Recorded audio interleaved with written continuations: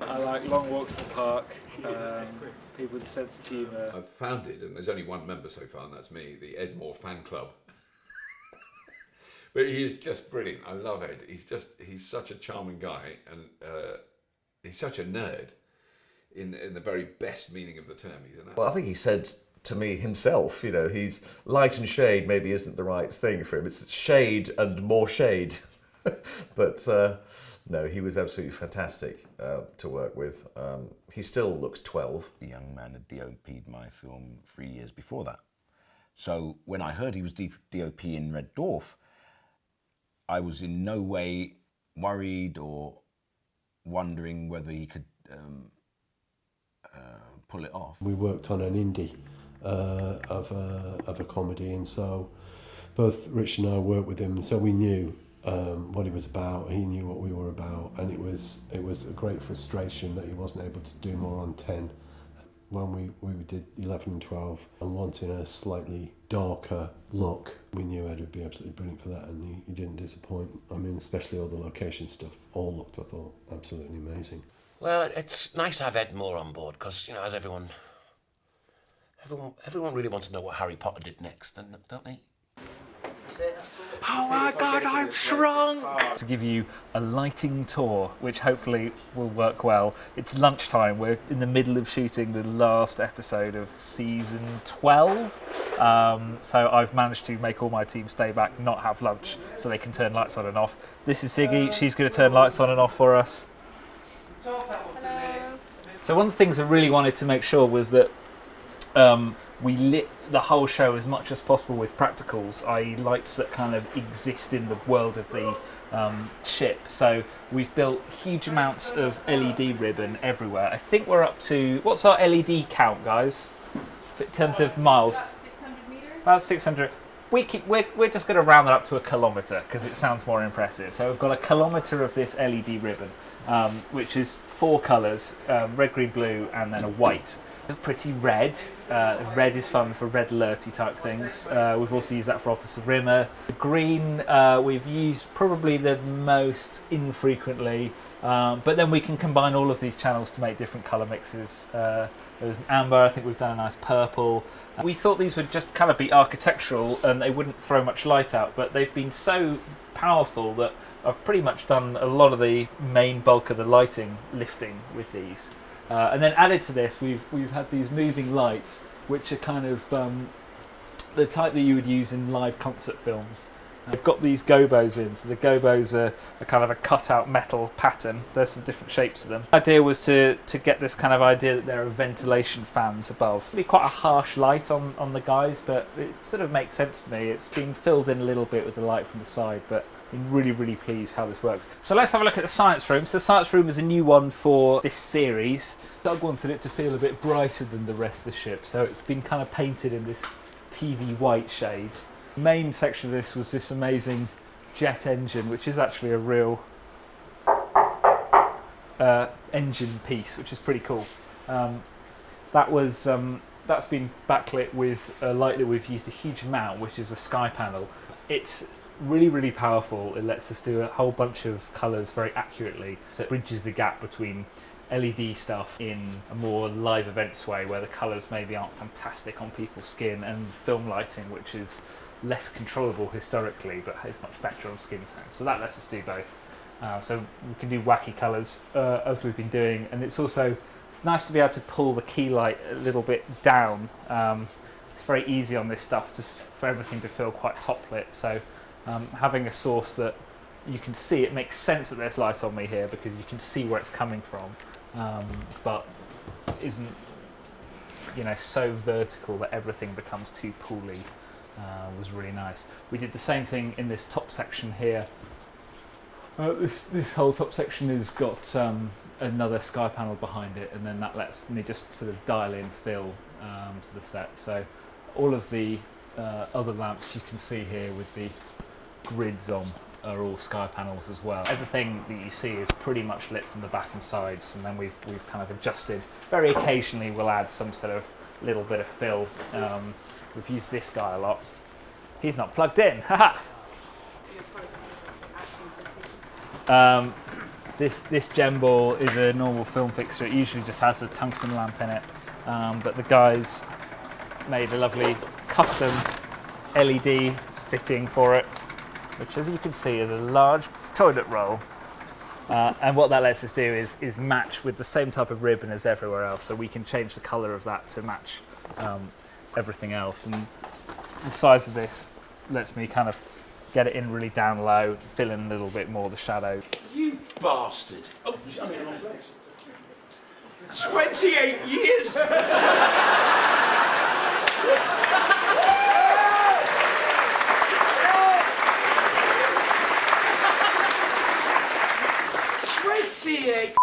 Years. Let's go and have a look at the sleeping quarters. The iconic Red Dwarf set. I've redone this quite a lot from previous series. Again, I wanted it to be much darker. I feel like there was much more practical lights, but it was kind of more moody. I don't think Red Dwarf just doesn't suit being floodlit. So we've built tons and tons of practical stuff into here. So starting with the table, we've done two versions of the table. This is the Series 12 version, which has got built-in ribbon all around the edge and a little bit in the middle. So that gives, when the guys are sitting up here, they get a really nice key light. We've actually got loads of level 3 on this, so it can. There was a scene we particularly liked where they were playing poker that looked really, really cool around here. Above each bunk, we've got a large panel with a polycarbonate sort of frost underneath. So we've used those a huge amount, different colours. Sometimes we'll run them in just a very saturated blue to suggest kind of a nighttime mode. That was something that Doug and I talked about a lot, was the idea that the ship should have two kind of states. It should at least feel like there's like a day-night cycle running through. So we've done that sometimes with the blue, and then sometimes, frankly, just because it looks cool. If you look at these pipes here, all these kind of shadow effects are again just more plastic crates with little 650 watt Fresnels going through. They help an awful lot, just bring it to life. And then for absolute emergencies, I've got some space lights here, which are just big floodlights really, but I really only put those on if we get completely screwed, because as you can see, it fills out absolutely everything, and it now looks completely pants. As soon as we turn them off, it will look really good again. This is the Starbug upper deck, or mid deck. It's not the mid deck because this doesn't technically join onto the Starbug cockpit, as those of you who have noticed what the Starbug cockpit is in earlier series. So we're very much not saying that this is genuinely connected to Starbug there. We're saying it's a similar area to Series 6, the kind of upstairs level. This is not the same Starbug. You will notice this is Starbug 19. Therefore, all of your points about continuity are totally invalid. So this was really a lot smaller for Series 11. So this actually was never intended to be a set. It was kind of an airlock section that was on the back of the Starbug cockpit that we were going to use just for getting around the corner really. But it turned out that for story reasons, it was really necessary to have somewhere on Starbug that they could talk about stuff that wasn't the Starbug cockpit. So yeah, this is again a combination of LED stuff. We've got sky panels doing the green grids here around the back. We've got sun strips, which are another sort of batten. They usually do a nice kind of engine effect scrolling through here. And I've got another sky panel up here as a backlight on this whole table area. And then usually when the guys are around this table, the camera would be over on this side. And then we've got a nice strong backlight here, and there would usually be a little bit more fill here. So it'll probably seem quite contrasty on me here, but usually this would be slightly more filled. So welcome to Starbug. We've changed this quite a lot. Hopefully everyone will like it. I'm really, really pleased with it. So carrying on from the rest of the set, I wanted to have as much colour changing and ability to control stuff in here, do different states, do red alerts, do blue alerts, etc. So it's kind of based off having more of these LED battens under the floor, which are looking a little bit worse for wear at the moment, but usually they're a nice diffused blue light underneath, and we've snapped those to red in kind of various emergencies. And then all the crew each have two LED panels, a higher and a lower version, which are all egg crated off. This material just helps me control as much as possible the spill onto the walls, although it's not always possible. So it's always been slightly annoying me that Crichton's key is always spilling on the wall, but it's been very tricky to light both them and the things, considering how close they are. So we've done different colours in all of these before, but for the most part it's just really nice having a controlled base light on them and blue in the background. The instrument panels that you can see behind me here, this one's a real monitor, but everything else is a transparency. We've done different colours in those. So for season 12 we've had a new graphics designer who's done these fantastic detailed graphics that I just love poking around. In the first series the graphics were a bit more basic, so I kept all those panels in blue just so that, because you're always trying to draw the eye to the thing you want the audience to look at, and in that case it's the guys' faces, so I'm trying to just contrast the skin tone with the blue and just pop the faces a little bit. I've dialed back on the blue a little bit for series 12. Now we've got these slightly prettier panels. We did bring the alerts sign back, which we now do have bulb changing ability, but sadly we do also have to change the graphic, because that's just a transparency rather than the monitor. So I don't think we've actually gone from not alert to alert, so we've been not alert for quite a long time. But that's another panel. There's another sneaky panel up here, which was for this. I'd be surprised if you can see it, so well is it disguised by this piece of plastic trim.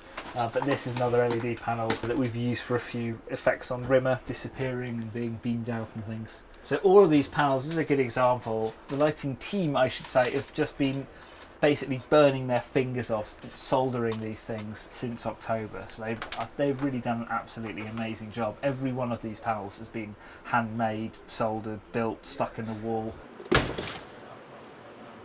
I'm Ziggy. I'm the console operator / programmer for Red Dwarf, and that means that I control all of the automated lighting in the set and all of the generic lighting, and I program all of the red alerts, orange alerts, not alerts, Starbug crashes, brain scans, power outages, all of that fun stuff. That's my job.